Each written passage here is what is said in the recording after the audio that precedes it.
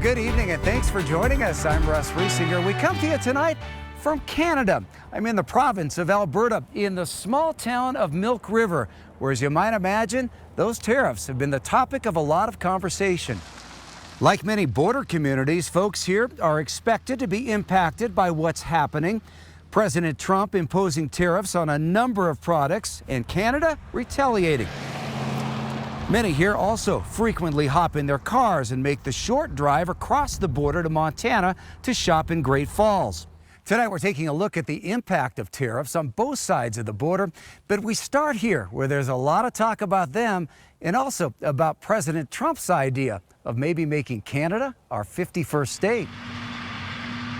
All day and all night, big rigs roll both ways across the border, transporting products that could soon cost more in both countries. About 12 miles or 20 kilometers if you're Canadian from the crossing is the town of Milk River. This part of southern Alberta is very similar to much of Montana, small towns that revolve around agriculture. We've been raising cattle out there for 85 years.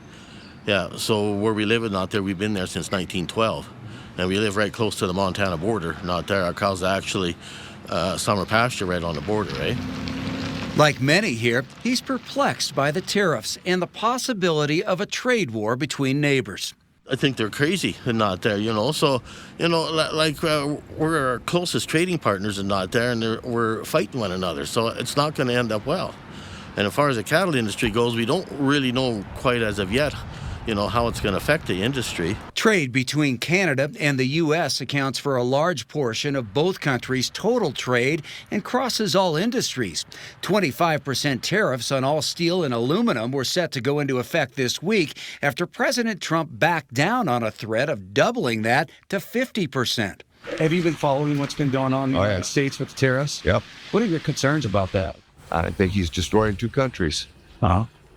I mean, it's terrible that one man can do that. I think your Congress needs to get off their hands. I like the fact that the American dollar is a little higher than ours, and perhaps that would put us on level ground. But, you know, aside from that, I love Canada. I really do, and I'm proud to be Canadian. Which raises another question. How do these Canadians feel about President Trump's idea of making Canada America's 51st state?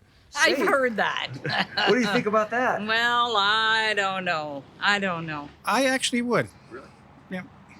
Why?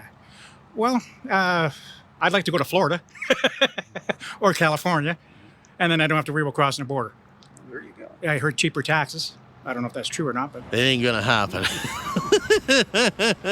It isn't going to happen.